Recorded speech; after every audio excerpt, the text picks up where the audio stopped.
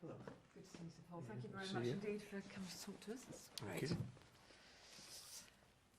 Sir Paul McCartney, thanks for joining us on News at 10. You're convinced that vegetarianism can help in the fight against global warming. Tell us why. Yeah, it's recently, there was a UN report that I was reading, and the thing that interested me is that the UN is not a vegetarian organization. It's probably made up of a lot of people who eat meat. So whereas people like myself have been saying this kind of thing for a while, I suppose people might suspect it and think, well, you know, you want everyone to go veggie for your own reasons. When the UN do it and bring out a report with some quite shocking facts in it, I think people are more likely to listen. And what they do is they talk about the environment and how people can help. And I know I've got a lot of friends who are looking to do their bit, but don't quite know what they can do. So it all came together with this UN report for me. And having been a vegetarian for 30 years, I obviously was interested in their approach. And their report argues that livestock farming contributes significantly in their assessment to global warming. Yeah, they say that it is more detrimental to the future of the planet in global warming than all the transport, cars and airplanes put together, which to me was quite shocking. I didn't think it was that bad. You know.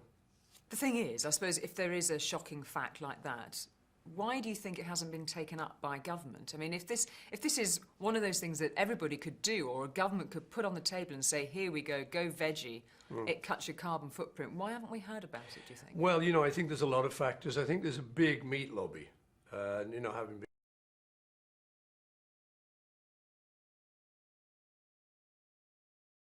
money behind it. So I think that might be one factor. It might also be that they don't know.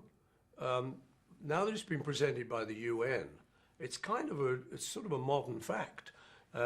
So, you know, as I say, people are saying, well, we should recycle more, I should turn the lights off, I should look at getting a hybrid or electric car. People are doing that, you know, I notice people doing that. But the UN is going further, and it sort of is like a government body. It's an official body of people saying the single most beneficial thing you can do as an individual for the planet is to consider changing your diet, because cattle rearing is very detrimental. But one of the authors of the reports actually said, I mean, they've pointed out the impact that livestock farming has had on global warming, but he said he knows it is simply not an option for many of the 1 billion people whose livelihoods rely on livestock production. And isn't that the raw politics of this? And actually, presumably the reason government perhaps hasn't taken it up is that they know they cannot win the argument, telling people to give up their meat. Yeah, well, that's the thing, and that's what any of us as vegetarians are kind of up against. You know, I myself, you know, I've only been vegetarian for 30 years. All the time before that, I was reared, like most people, traditionally, on a good British diet, you know, bangers and mash and everything everyone else eats. So it's not that I don't know about that, but I've discovered the benefits for myself. But I think that when people start to put it together like the UN has, then you have to look at things like, well, slavery employed an awful lot of people. You know, getting people from Africa via Liverpool to America, selling them all, and getting the whole thing going. But now we wouldn't even consider keeping that going just to keep people in work. So the world does change, you know, and it's changing rapidly. Have you pointed this out to Gordon Brown? Have you made this argument to Gordon Brown? Have you taken it to government? No, I don't know him. No, Do you think he'd be receptive? I've sent him my letter.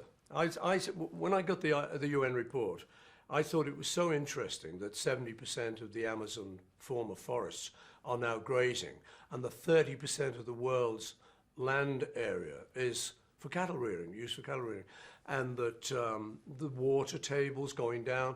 And these are things, you know, we worry about. We don't want to leave our kids a complete desolate planet. So I've sent people like him my letter. I wrote a letter kind of saying, did you know? You know, I was kind of shocked. And as I say, the fact that it came from a non-vegetarian outfit like the UN, and a powerful one and presumably knowledgeable one, was what interested me. So I have sent him a letter. But you've had no response from him on this? You know what? I only recently sent it. You'd like to give him a chance. Would you be optimistic that he might take mass vegetarianism on board as a policy? You know, I think it's not likely to happen, mass vegetarianism immediately. I think what is more likely to happen is that people will start to change. They are anyway. People for their health are doing what they call meat reducing.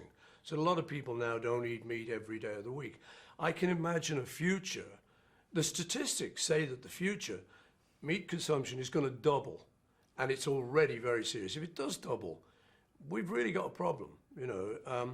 And this means, as I say, that the actual planet itself and the water resources become very scarce. Do you have faith in this government on taking action on this sort of scale, do you think?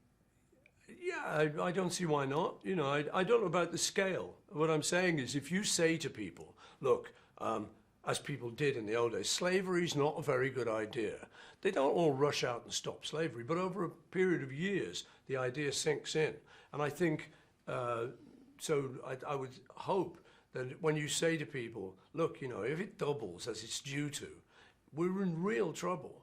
And you don't want to be in trouble. It's not just me, not just some veggie banging on about it. Oh, there's nothing to do with that. This is to do with if you're looking for something to do, which I think most people are. I meet, you know, the mums at school and just friends and people, and they're all sort of saying, you know, it'd be great to do my bit. This is one of the answers. It's not the answer, but I think it's a good answer. And having been veggie for 30 years, I know how easy it is to just change your diet. It's actually quite exciting to make a change in your life instead of just rumbling on as you always have. You know. Take us back to that 30-year-old decision now that you made with Linda, and there's a great story about the point at which you suddenly sort of had that awakening over vegetarianism. Just take us through what happened. Yeah, okay, well, what happened with us originally was we loved animals, like a lot of people, you know, and we were on our farm in Scotland where there were spring lambs, and we were eating leg of lamb. You know, as I say, you know, we were all brought up traditionally. So we're eating a leg of lamb, and there's nothing sort of cuter than a field of lambs dashing from one end to the other. Let's go back. And, you know, it's great to watch. And we were enjoying them and thought, wait a minute, we're eating them. And it you know, the penny dropped. So we said, I wonder if we should consider doing something about it. So we did. And at first it was quite difficult because remember then there wasn't all the options now that you can get in your supermarkets. We had to make a lot of it up. But it was actually an exciting decision based on compassion for animals. So that was actually how it happened. And then we went on from that. And luckily, the sort of whole food business has caught up so that you can go into a supermarket now and you can get lots of stuff that wasn't available then. And The Simpsons took you on board as well. Simpsons rang up one day and they said, would you do a veggie episode? We said, yeah, you know, because it's a thrill to be on The Simpsons. But we said on one condition, they said, what the story is, Lisa goes veggie. And, you know, Homer has his whole big thing. And I said, well, that's great. And we'll be in it. So on one condition, that she doesn't stop being veggie. Because we could see the way they could stitch us up, you know. Oh, she's veggie. So you keep an eye on it just to check, do you, in case they've... No, they said to us that's a promise. They made us a promise. She still is, I understand. It is a big... Okay, right. We want more. We want more. One more. You give me a bit more, won't you? It's good. It's good. Okay, Yeah. let's just crack on and see where we get.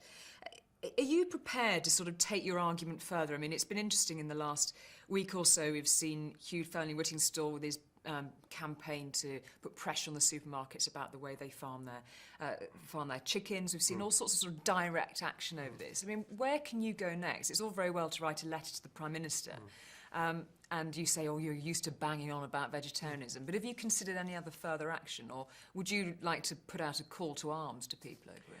Well, you know, I think the best thing I can do is come on News at 10 and programs like that. And if you're interested enough to ask me about it, then I can tell you what my view is. I'm not preaching. I'm not trying to tell anyone what to do. But if, like the rest of us, you're interested in leaving your kids a decent planet for them to grow up and their kids, we've reached a dangerous point in the existence of this planet.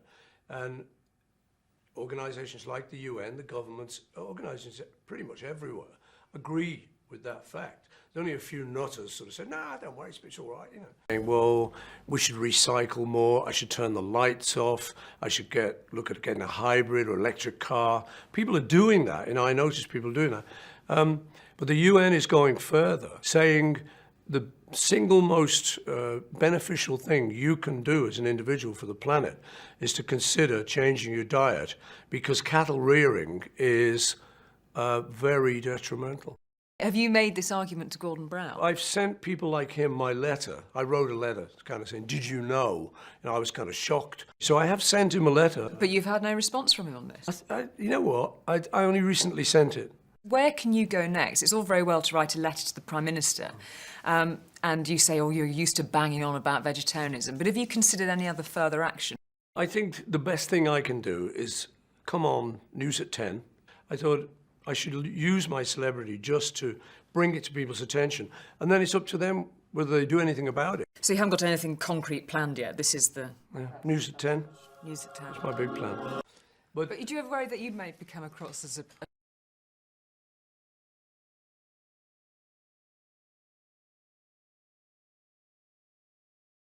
bins and etc., but maybe the sort of give up your Sunday roast is just that point at which it goes no further, and perhaps that's why governments wouldn't stray there. Well, yeah, no, I understand that, and as you say, the employment factor and stuff, there are a lot of things that go with it, but the point is, so keep that then.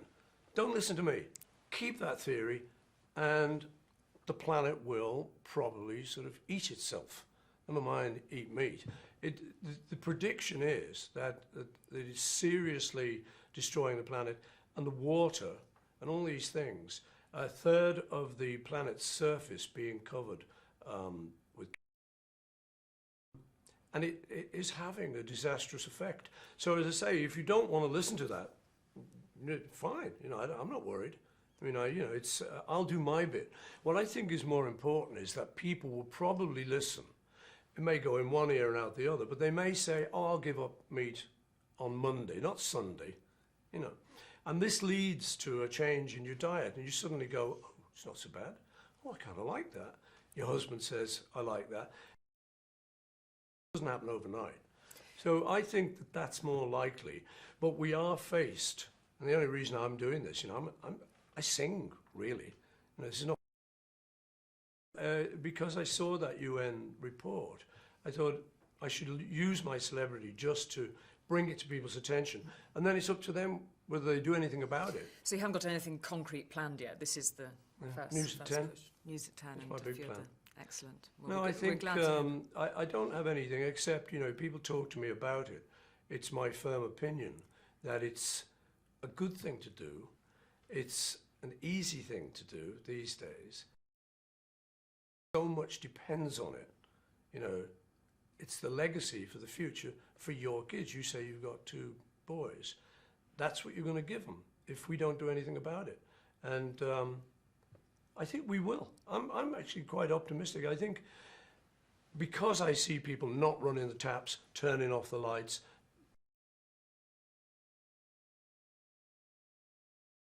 I mean, I wouldn't have thought to do that 5 years ago. So people are embracing that.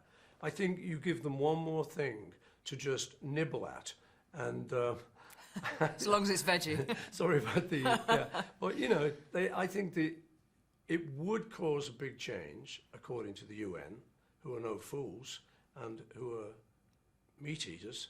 So I think, you know, it makes sense that we listen to it. Just a couple more things. Would you acknowledge that both the women in your life have had an impact on this part of your life and this part of this journey that you've made? I mean, I don't want to get into the personal side, but you've two strong female voices in your life on this issue. Would you acknowledge that?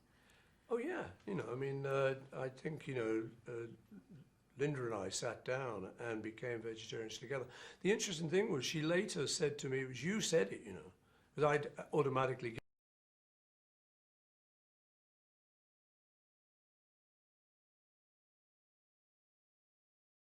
in, you know, she was a great strong voice for it. She was more at home with being confrontational, only with animals. Anything else she'd back down. With animals, you did not want to cross. So she made a lot of changes right there. You think about it, when we started, there was no veggie food in the supermarkets. Now there's quite a lot of stuff, quite a lot of options. So yeah, I give them the credit. Give both of them the credit. Yeah.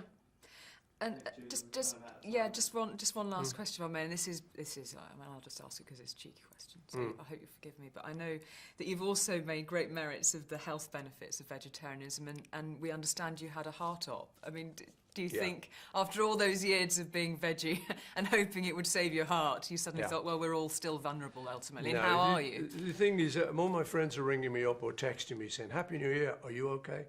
In actual fact, this is a newspaper report that surfaced 9 months after I had a mild thing that was fixed, and it's not at all what they're saying it is. But I feel pretty healthy, for an old git. Thank you very much indeed, Sir Paul McCartney. Thank you. Excellent. Great. That was so lovely. Thank you. Okay. Yeah, that was great. Thank you very much. Cheers, Really enjoyed that. I hope you didn't mind me asking this. No, I don't. It'll stop my...